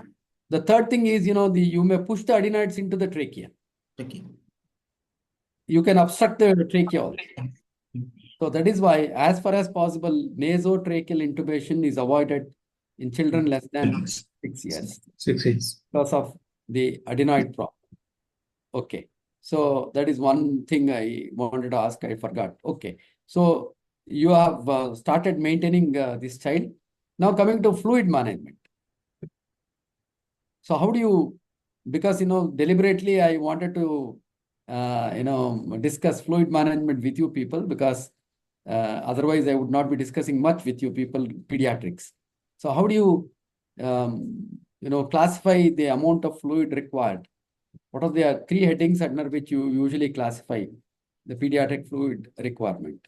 According to Armitage formula. No. Holiday second. All day cigar. You don't get confused. Armitage is only for Caudal, isn't it? The holiday cigar. Sunday cigar. Okay, that is for maintenance fluid. Why this? What is this maintenance fluid and why the maintenance fluid is required as such? So, to maintain the hemodynamics and to maintain Maintenance fluid means what? Now you see, now I would like to drink some water. hydration. To prevent dehydration. Hydration. It is for maintenance. Why this maintenance? To prevent dehydration. Now every minute, every second, we are losing some amount of fluid, Okay. and which can be discussed as sensible loss and insensible loss. Okay. Sensible losses is the one which you can measure, like urine output. Insensible losses is the one now I'm talking. Third space. I'm perspiring. So all these things I'm losing fluid or water, and that is insensible, which cannot be measured. And that has to be maintained, isn't it? That has to be given back. So that is what is called as a maintenance. Okay. And intraoperatively also, the child will be having these kind of a loss, isn't it? Insensible and sensible losses. One, you are giving back that insensible and sensible losses, and that is called as a maintenance fluid. Okay. That is based on holiday cigar, 4:1 formula. 4:2:2. 4:1 formula. That is up to 10 kg, 4 ml per kg body weight. Above 10 kg, 40 ml plus 2 ml per kg body weight up to 20 kgs. And above 20 kgs, 60 ml plus 1 ml per kg. That is only the maintenance fluid. The second thing is you will have to talk about the replacement fluid. Replacement fluid is the one what is lost during surgery. It can be blood, it can be evaporative loss, it can be third space loss, and it is usually calculated based on the type of surgery. Minor surgeries Mild, means moderate, severe. So for mild surgery, how much? 1 ml per kg. So usually up to 4 ml per kg. Okay. For minor surgeries, up to 4 ml. For moderate surgeries, 4 to 6 ml. For major surgeries, 8 to 12 ml per kg body weight will be required. That is what actually you should be calculating the blood loss also. And you replace blood loss till the maximal allowable blood loss by fluids only, like 1.5 ml for every 1 ml blood loss. So that you usually, that is what is called as the replacement fluid. And you can also estimate the fluid deficit if the child is brought to the OT with some fluid deficit, like the child is having some diarrhea, some vomiting, or it is being brought as an emergency surgery, where already the child has lost some fluid and not been replaced, that maintenance fluid, plus the fluid loss through diarrhea and vomiting. So that you have to give back. And that is called as, and ideally you maintain euvolemia before bringing the child into the OT. The fluid deficit you have to calculate based on whether the child has got mild dehydration, moderately severe, or severe dehydration. And that you give back that fluid deficit, that is also considered under fluid deficit. So if it is a mild dehydration, the child fluid deficit will be 50 ml per kg body weight. If the child has got moderate dehydration, it is 100 ml. The child has got severe dehydration, it is 150 ml per kg body weight. So you calculate these, and then you can give, provided you have time, by dividing this into 3 parts, 1/3, 1/3, 1/3. And you give first 1/3 in 2 hours, second 1/3 in 6 to 8 hours, and third 1/3 maybe over 24 hours, if you have sufficient time before accepting the child for surgery. That is called as, replacement fluid. So the various parameters are there to know whether the child is running with fluid deficit. Especially now the child with post-tonsillectomy bleeding comes. Then you have to assess the amount of the bleeding. So you have to go with, the mucus contents, the tears present or not, pallor, the pulse rate, the blood pressure, tachycardia, urine output, So all these things, various mental state. So all these things you will look into Yes. to know whether child has got mild dehydration, moderate or severe dehydration. That is that.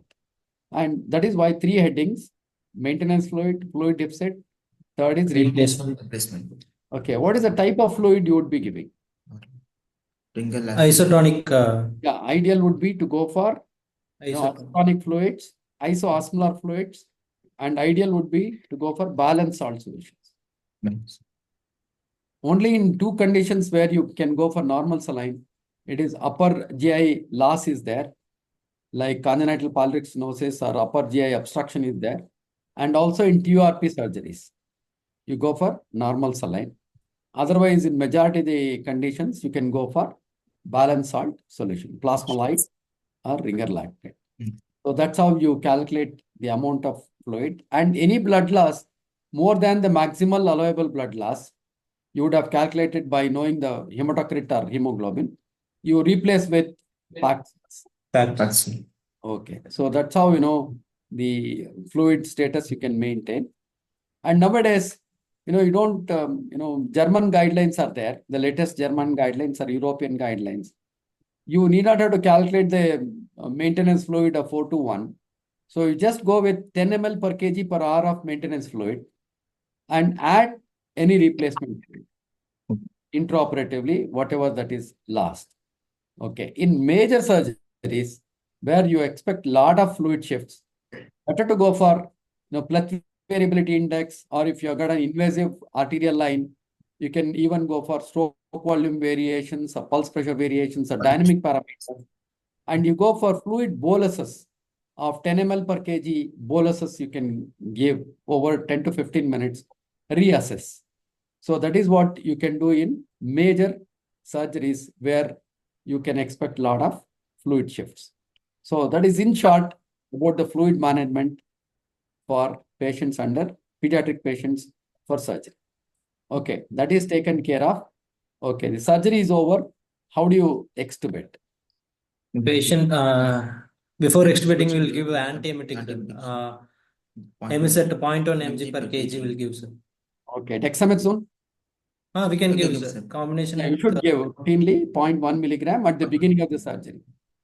Okay, right. You are given an antiemetic, right? Then reversal. Reversal. Then we'll extubate in a left lateral position. Left lateral or right lateral? That's what I told you. It hardly matters. Only in pregnant patient, it is left lateral or right lateral, isn't it? So lateral, before, bringing the child to the lateral, you should do a laryngoscopy. And check for. You should take out the, packs. That you should do. And do thorough suction. Look for any bleeding. Before reversing, you should look for bleeding. If there is any bleeding, you should ask the surgeon to arrest the bleeding. Yeah, before reversal only, you have to do this. Otherwise, after reversal, if you see, again, you will have to make the child to get anesthetized. It will become very difficult to give muscle relaxant. Muscle relaxant. Okay. So, and then you turn the child to lateral, head down. Head down position. And allow the child to come out completely. Awake child, you extubate. Okay. So that's how you extubate. What about the post-op complications you expect? Post-tonsillectomy bleeding. No, Primary. No, immediately as soon as you take out the tube. Suppose you take out the tube in the lighter planes. Spasm. Laryngospasm. Laryngospasm is one of the dreaded complications after any upper airway surgeries. So whether it is a palate surgery or tonsillectomy. So that, that is the reason you extubate only when the child is completely come out.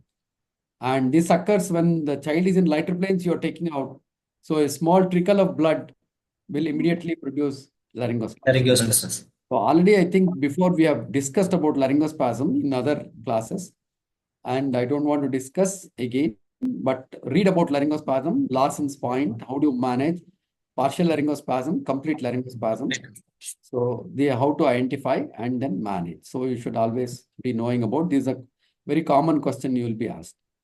Okay, now let us say that the child has been shifted to the ward after say 1 hour, the surgeon says that the child is bleeding a lot and we want to take up the child. That is post-tonsillectomy bleeding. Yeah. So how do you manage? First, you are First, going to assess the child, isn't it? yes, Yes, sir. What you want to assess the child? sir. Patient is Heart rate heart and rate. patient's Getting agitated or not, we have to check, sir. So Then you wanted parallel- to, no, you would like to assess the volume status. Volume That is volume status. volume state, because you cannot assess the amount of blood loss because most of the blood would have been swallowed by the. Followed by the children. That is why that total blood loss assessment will be very difficult, and you have to assess based on many of these criteria already we discussed to know whether the child requires fluid or not. So you may have to start fluid there only. You have to rapidly rehydrate the child, and by the time you bring, at least you should have given at least few 100 ml of 100 to 150 ml of fluid rapidly you should have given. So okay, then you have brought the child to the OT. Now what? Suctioning of the oral cavity. Oral cavity, sir. No, you should not try to do that because the child will not allow. Okay, sir. Child will not allow one. Second thing, if you are forcing to open and then trying to do suction, the problem is you are going to produce more bleeding. Okay. Will first anesthetist. So ideally, you should not do that. And can you pass a Riles tube and then do suction? No, No, sir. sir. Stomach? Yes, sir. Stomach. Because Yes, sir. we can deflate the- decompression of the stomach. No, you should never do that. Because Riles tube, when you are passing, it is a blindly you are passing. Okay. Again, the bleeding would have stopped because of a thrombus there. You will dislodge the thrombus and suddenly torrential bleeding can occur. Never use a Riles tube. This is one of the common exam question we'll be asking for when you are presenting a tonsil case. Never use a Riles tube. So you always, assume that the child is full stomach. And what kind of a induction you have to do? Rapid Rapid sequence Rapid induction. sequence induction. Here, Modified rapid. aspiration is a problem. So what is the induction agent you will be using? Propofol. Better to just, assess the child. If the child, you think that it is still hypovolemic, because you would not have corrected the volume status. The surgeon wants the surgery, the patient to be taken up early so that he'll prevent further bleeding. So if you think that the child is hypovolemic, better to go for ketamine Okay. induction. And what about the muscle relaxant? We won't give success. You don't want to give succinylcholine? Rapid sequence induction. Saxa could be given, sir. Yeah, you have to give, but only problem is if you are taking before the neostigmine has completely, the action has, gone. Definitely we have to give success. Succinylcholine will have a prolonged duration of action because both pseudocholinesterase and acetylcholinesterase would have been inhibited by neostigmine. So that is one thing. Suppose if you are taking after 2 hours, Then we can give success. no, otherwise also you will be giving succinylcholine. Rapid sequence induction means succinylcholine always. But the thing is, it will have a prolonged duration of action. You should be careful. Unnecessarily don't give non-depolarizer. Wait for the child to come out of succinylcholine. That is the only thing you should always remember about. Okay, so that is most important thing. And again, recheck again when the surgeon is finished after hemostasis he has secured. So again, one more post-tonsillectomy bleeding should not occur. So make sure 100% that there is no bleeding. And then again, extubation is in the same way. So that is what. So whenever you have a post-tonsillectomy bleeding, one thing is assess for volume status, try to rehydrate, try to get blood ready because, there may be quite a bit of bleeding and the child may require blood transfusion. That is one thing. And then don't put in Riles tube. Don't try to do the suctioning. You may actually dislodge the clot there and rapidly get the airway. And induction can be with ketamine. And always use succinylcholine. Succinylcholine can have a prolonged duration of action if it is given within the neostic has not been, the action has not gone. So, and post-operatively, after the hemostasis secured, make sure that, proper hemostasis has been secured. And many times the child may also be brought after 1 day or 2 days also, which is called as secondary hemorrhage. Primary hemorrhage, Secondary hemorrhage. So these are the things which you have to keep in mind when you are anesthetizing a child for tonsillectomy, adenotonsil. So any doubts? Any doubts you have? Because you must have read and come. So while reading, you might have had some doubts. Any doubts? Sir, while selecting the tube for post-tonsillectomy, whether we have to select a lower size tube for Yes, definitely one size smaller you will be taking. That is another important thing. Good that you added that. Correct. Then Anything Selix maneuver, we have to. No, that is, rapid sequence induction means everything is included. Selix maneuver is also included. Older child, definitely you can go for Selix maneuver. Sir, whether we can go for no block, in book they told it's contraindicated because patient will be post-op patient will be having difficulty in swallowing. With the GA we can give also. With the GA we can give no block. No, why should you go for nerve block here? To reduce reflux tachycardia. No. For tonsils, post-tonsillectomy, it is for post-tonsillectomy bleeding or No, normal tonsils. normal tonsils, you don't give any nerve blocks. So you can always ask the surgeon to infiltrate locally glossopharyngeal nerve block. He will be doing. You induce intubate, yes. And for post-op analgesia, he can always give the glossopharyngeal block or tonsillar block. Any other doubts? So NA series should be avoided, sir. Yeah, ideally correct. That is another thing which is controversial. People have used ketorolac for post-op analgesia. Not much of bleeding or post-tonsillectomy bleeding incidence has not increased. So they have, had two groups. One group they have used ketorolac, another group they have not used. They have used only paracetamol. They did not find much of difference as far as the post-tonsillectomy bleeding is concerned. So definitely ketorolac can be used. Okay, sir. You can discuss with the surgeon and then you can use. Good. That is another controversy. It is there. Fine. So another blood should be started within pre-op itself or intra-op we can start as depends upon our So loss. it all depends on what is the amount of blood. Okay, sir. If the blood loss is too much, more than the expected or whatever your maximal allowable blood loss, you can start in the ward itself and bring the child.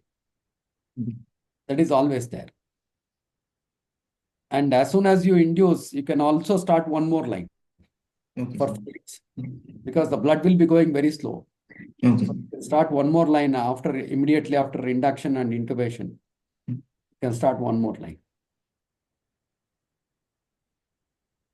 So majority of the times they'll be asking more about the post-tonsillectomy bleeding management, laryngospasm, laryngeal edema. These are some of the complications of tonsillectomy, and the position of the tonsil we did not discuss. That is Rose position. That is head extended, neck extended position. So the tube may come out. So you'll have to check for it. Okay then. Thanks. Nice discussion we had, and we were able to finish in 1 hour the tonsil short case. So it is exactly 7 o'clock, I think. Yes. So we are right in time. So 6:59, actually still 1 more minute is there actually. So it's okay. The next week I'll not be there because I'll be going for Patna. National conference is there. You people are coming? National conference? Few are coming, sir. Yeah, your batch? Yes.